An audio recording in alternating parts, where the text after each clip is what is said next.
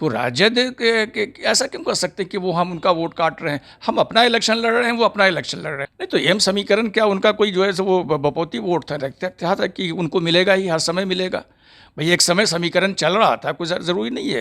अब एम की अपनी भी पार्टी आ गई है, और ख़ास करके एम की पार्टी के साथ उन्होंने जो किया, फिर उनके एमएलए को जो खरीद कर वो ले गए, तो उसका बड़ा गुस्सा भी है, लोगों को रोष भी है। ये राजद की गलती है। इसलिए राजद को तो हम लोगों ने कहा था कि हम आपके साथ चलने के लिए तैयार हैं, और आपने हमसे तो मांगा भी नहीं था सपोर्ट, उसके बावजूद भी स्पीकर के इलेक्शन में हमने आपको वोट दिया था। कि राजद ने एम का वोट तो ज़रूर लिया है बराबर, लेकिन एम को जो जगह देनी चाहिए थी पार्टी में या सरकार में, वो जगह उन्होंने नहीं दी। जो बड़े लीडर थे हमारे शहाबुद्दीन साहब थे, तो उनके साथ उनका जो व्यवहार रहा है सिवान के और उसके पूरे सारण डिविजन्स में, तो उसका तो लोगों को उनको गुस्सा है। एमआईएम के आने के बाद जो उनके अंदर जो एम के लीडर आए हैं, उनको तो हमारा शुक्रगुजार होना चाहिए कि हमारी वजह से उनकी थोड़ी इज्जत बढ़ गई है। एमआईएम हमारे बिहार में आई है, 15 से मेहनत करके उसने अपने 5 एमएलए जितवाया, तो आपको क्या हक होता है कि आप जैसे उसके 4 एमएलए को खरीद के लेकर चले जाएं?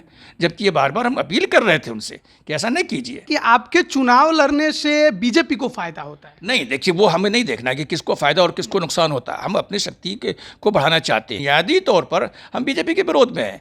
हम बीजेपी को नहीं चाहते कि जो है वो जिस तरह से बीजेपी ने, हम कोई जो है वो गिल्ली डंडा का खेलने तो नहीं आए हैं ना। हम तो इलेक्शन पॉलिटिकल पार्टी है, इलेक्शन लड़ेंगे ही। बीजेपी का बी टीम कहा नहीं तो वो कहते रहे, जब नहीं, हमको कोई फर्क नहीं पड़ता इससे। नमस्कार, आप लाइव बिहार देख रहे हैं। मैं हूं राजमोहन तिवारी। देखिए, मोकामा और गोपालगंज उपचुनाव संपन्न हो गए। परिणाम आने के बाद आरजेडी समर्थक ज्यादातर ओवैसी साहब की पार्टी एआईएमआईएम से नाराज चल रहे हैं, क्योंकि कहना है कि गोपालगंज में आपने वोट काट लिया तो मामला जो है वो पूरी तरह बिगड़ गया। लेकिन अब कुडनी में भी उपचुनाव होना है और वहां पर उतरने का ऐलान एआईएमआईएम ने बहुत पहले कर दिया है। इसी पर बात करेंगे। हमारे साथ पार्टी के जनरल सेक्रेटरी आफ्ताब साहब जी हैं। गोपालगंज आप लोगों ने महागठबंधन को हरवा दिया, ये आरोप अब आप लोगों पर लग रहा है। नहीं, ये गलत आरोप है ना। वो अपना इलेक्शन लड़ते हैं, हम अपना इलेक्शन लड़ते हैं।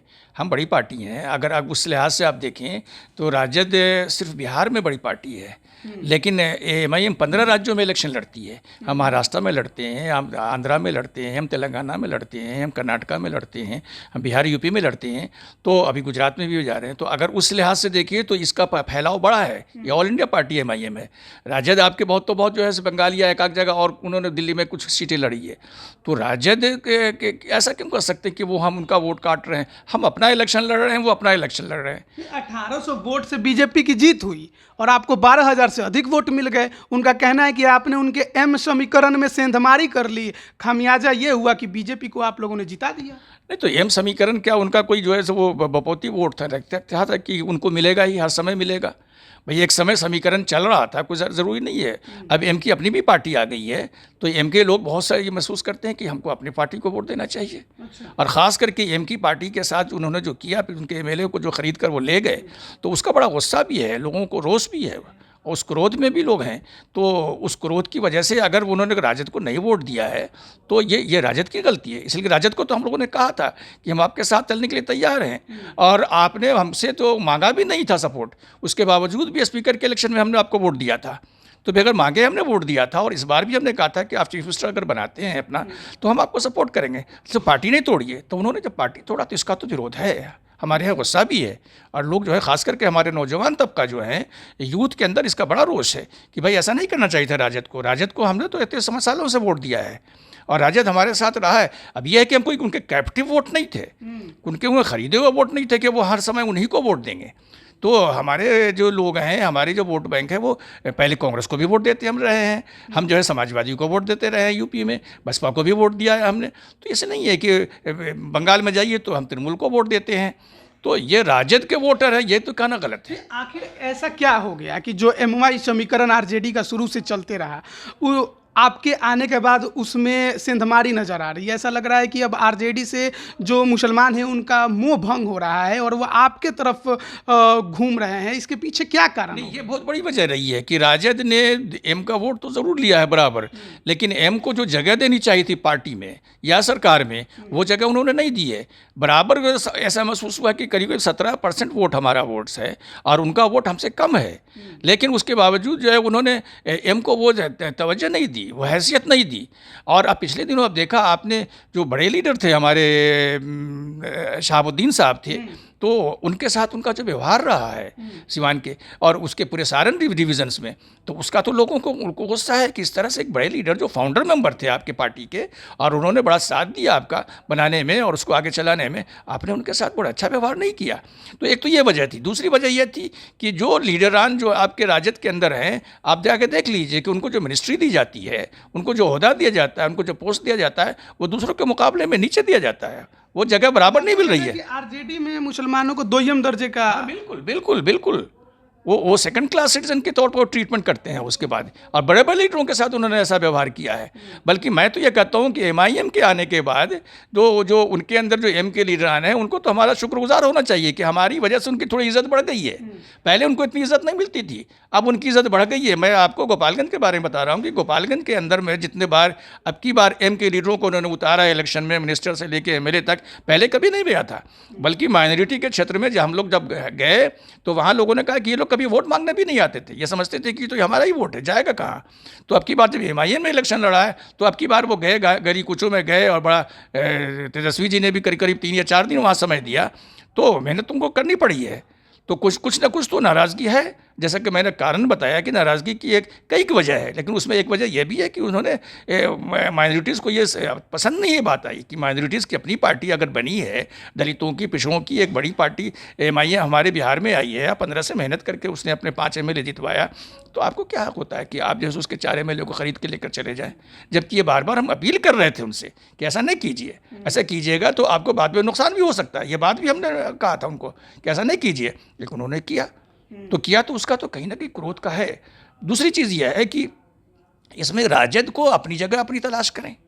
राजद एक पार्टी है, पॉलिटिकल पार्टी है, एमआईएम भी एक पॉलिटिकल पार्टी है। हम कोई एनजीओ की तंजीम नहीं है, हम एनजीओ ऑर्गेनाइजेशन नहीं है कि कोई समाज का काम जो है वो सोशल वर्क करेंगे।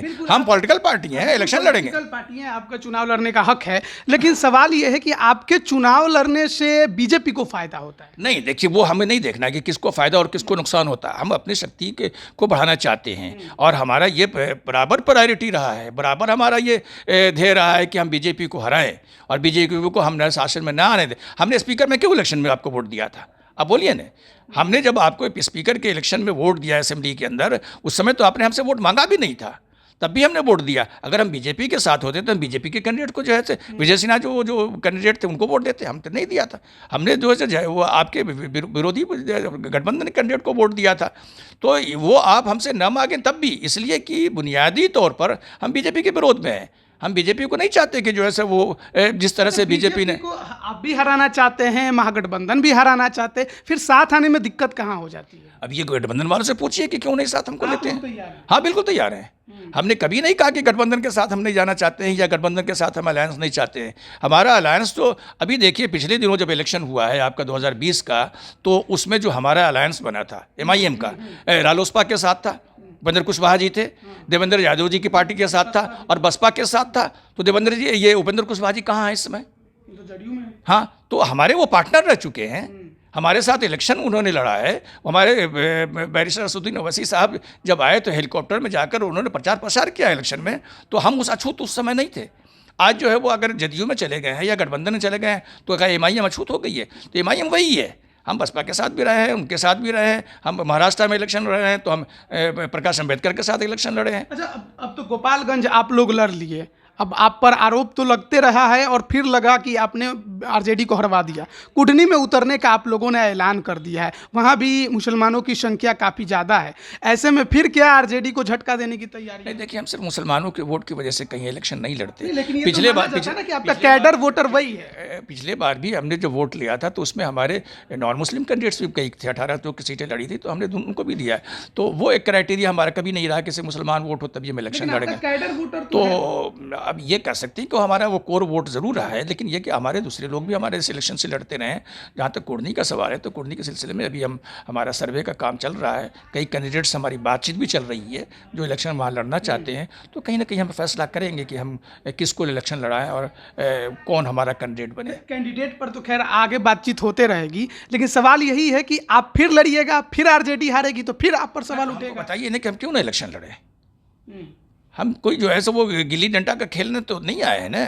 हम तो इलेक्शन पॉलिटिकल पार्टी है, इलेक्शन लड़ेंगे ही। बीजेपी का बी टीम कहा जाए नहीं तो वो कहते रहे, जब फर्क नहीं पड़ता। नहीं, हमको कोई फर्क नहीं पड़ता इससे। वो 75 बार करते रहे, 100 बार करते रहे। सब लोग जानते हैं कि 1990 में जब लालू जी की सरकार बनी थी पहली बार, तो बीजेपी के सपोर्ट से बनी थी। या किसी को पता नहीं है? नहीं मालूम है, सबको पता है। और ये नीतीश जी जो है 17 साल वहाँ बीजेपी के साथ रह के आए हैं, तो वो क्या वो बीजेपी के साथ नहीं थे? तो वो बात ना कहिए कि कौन बीजेपी के साथ था और कौन न था।